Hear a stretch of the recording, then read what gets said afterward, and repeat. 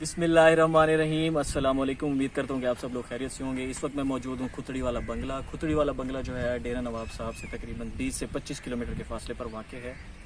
मेरे पीछे आपको खुतड़ी वाला बंगला दिखाई दे रहा होगा। खुतड़ी वाला बंगला और इस किस्म के 13 और बंगले जो हैं पूरे चोलिस्तान में उस वक्त बनाए गए थे जब सतलुज वैली प्रोजेक्ट स्टार्ट हुआ था।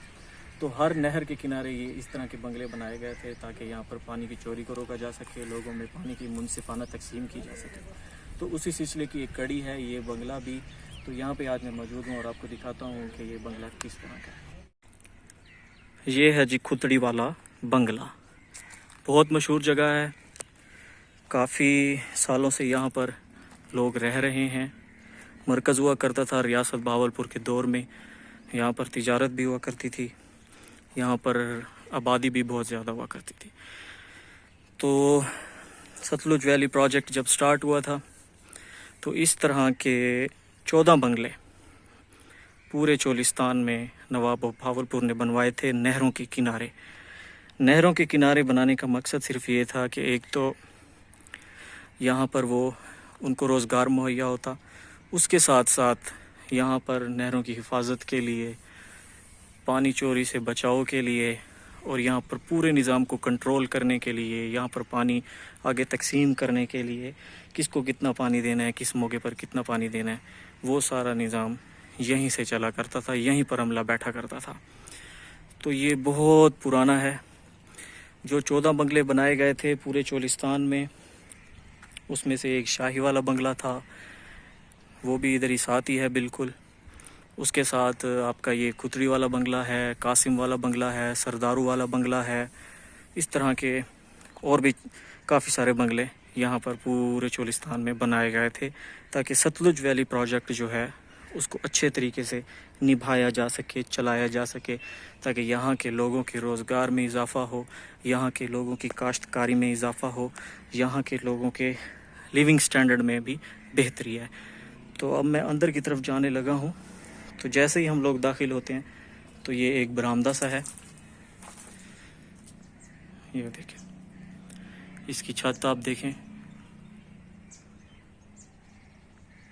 वही नक्शा है जो कि रियासत भावलपुर की दीगर इमारत में हम देखते हैं। छत का वही नक्शा है बिल्कुल। सामने से भी गुज़रने का रास्ता होता था जो कि अब बंद कर दिया गया है, और मेरी बैक साइड पे जहाँ मैं ठहरा हूँ यहाँ भी एक ऐसा ही रास्ता था, वो भी अब बंद कर दिया गया है। इस जगह पर 3 कमरे हैं। सबसे पहला कमरा मैं आपको दिखाने लगा हूँ, ये है। सामने आपको आतिशदान नज़र आ रहा होगा जो कि सर्दियों में लकड़ियाँ वगैरह जलाकर कमरे को गर्म रखने के लिए इस्तेमाल होता था। पिछली साइड पे अगर हम लोग देखते हैं तो एक खिड़की है। इसके राइट हैंड साइड पर, मेरे तो लेफ़्ट हैंड साइड पर एक और खिड़की है। ये एक कमरा है, इसका भी जो दरवाज़ा है आप देख सकते हैं वो उखाड़ लिया गया है। नीचे जो फ़र्श है उसकी हालत भी काफ़ी ख़राब है। नीचे फ़र्श जो आप देख रहे हैं वो भी इन्हीं ईंटों का ही लगा हुआ है। साइड पर जो है आपको शेल्फ्स मिलती हैं ज़रूरी सामान रखने के लिए। तो ये सामने आतिशदान है। अब मैं आपको इसके साथ जो एक और कमरा है वो दिखाता हूँ। ये देखें, ये एक और कमरा है। इसका दरवाज़ा जो है आप देख सकते हैं यहाँ पे अभी भी लगा हुआ है। तो जैसे कि मैं आपको पहले बता चुका हूँ कि सब्ज़ कलर जो है नवाब साहब का पसंदीदा कलर था, तो इस दरवाज़े का कलर जो है वो भी सब्ज़ है।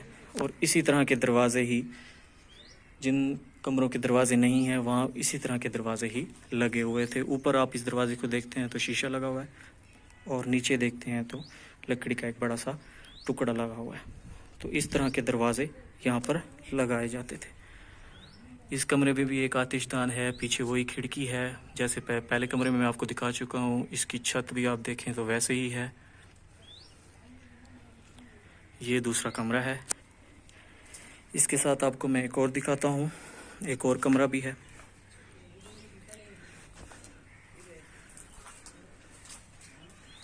ये देखें, ये दरवाज़ा बंद है।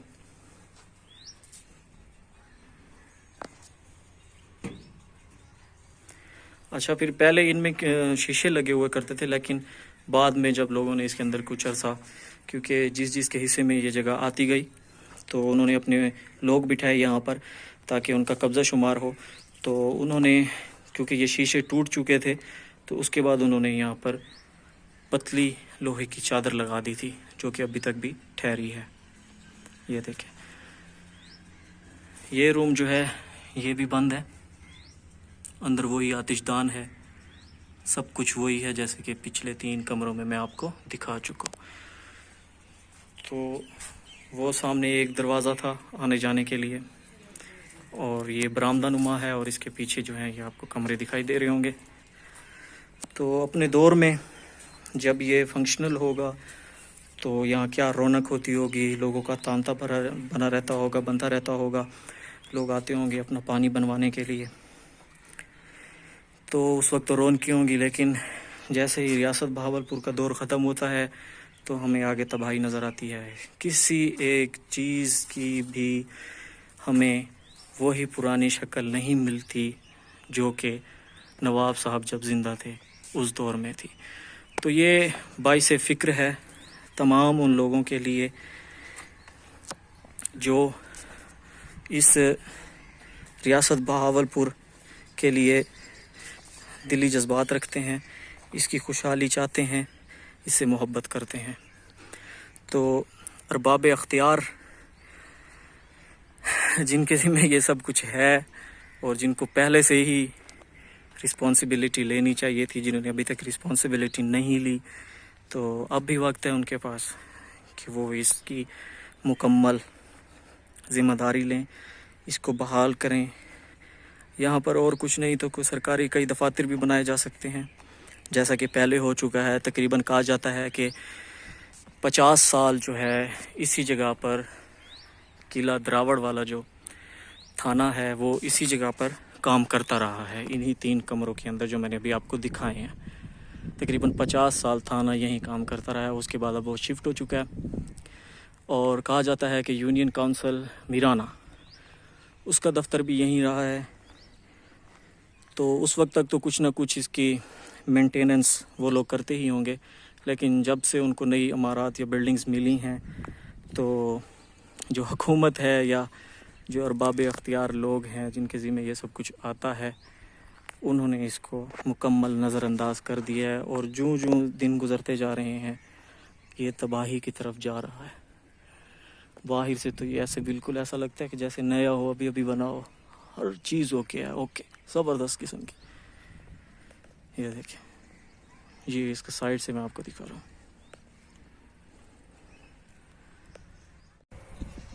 ये देखें अब, ये एक और हिस्सा है इसी बंगले का। इस तरह की 3 बिल्डिंग्स यहाँ पे मौजूद हैं। दरमियान में जो है वो मेन दफ्तर था और इसकी दोनों साइड्स पे जो हैं छोटे छोटे इस तरह के कमरे मौजूद हैं, जिनके बारे में हम ये कह सकते हैं कि ये जो कमरे थे ये यहाँ पे जो अमला रिहाइश पजीर होता था, जिनकी यहाँ पर ड्यूटी होती थी रात की, या जो दूर दराज के इलाकों से आते थे, उनके लिए रिहाइश का भी यहाँ पर बंदोबस्त किया जाता था। ये भी उसी बंगले का, खुतड़ी वाले बंगले का एक हिस्सा है और ज़बरदस्त हालत में मौजूद है। हर चीज़ वैसी की वैसे ठहरी है, बहुत ही उम्दा तरीके से इसको बनाया गया है। ये आप इसकी गुलाई चेक करें, इसकी छत देखें, हर चीज़ वैसी की वैसी उसी पुरानी हालत में मौजूद है। अच्छा, अब हम अगर इसके अंदर जाते हैं तो ये एक बरामदा है, ये देखें, और इसकी छत देखें, और ये छत में इस्तेमाल होने वाला सरिया देखें, इसकी मोटाई चेक करें। दरमियान में गार्डर भी लगे हुए हैं और ऊपर से वही छत का डिज़ाइन है जो कि नवाब ऑफ बहावलपुर और रियासत बहावलपुर की जितनी भी इमारत हैं उस वही छत का डिज़ाइन है यहाँ भी। अच्छा, ये 3 कमरे हैं यहाँ पर, एक ये था, ये देखें, दरमियान में एक खिड़की है, इस साइड पे ये देखें ये खिड़की है, सामने एक शेल्फ नुमा बनी हुई है सामान वगैरह रखने के लिए,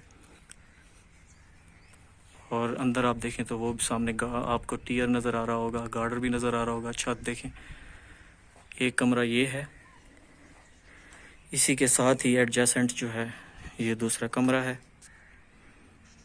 ये थोड़ा उस कमरे से छोटा है। ये देखें, साथ ही इसके एक खिड़की है। ये देखिए, यहाँ पे भी दरवाजे लगे हुए थे लेकिन अब उखाड़ लिए गए हैं। इसके साथ एक और कमरा है। ये देखें,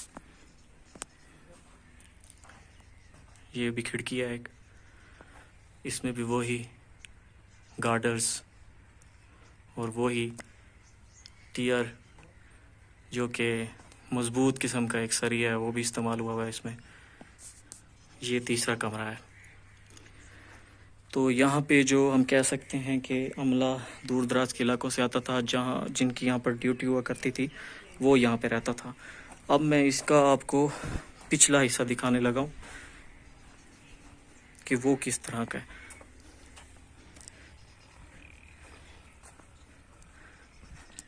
ये देखें, इसको देखें तो ऐसा लगता है कि बिल्कुल नया नया बना हुआ है, किसी किस्म की कोई खामी इसके अंदर नहीं है, बिल्कुल रिहाइश के काबिल है। ये देखें, इसकी अब बैक साइड पे आ गया हूँ मैं। बैक साइड पे भी इसका वही नक्शा है बिल्कुल जो हमने फ्रंट से देखा है। वही 3 कमरे हैं इसके भी,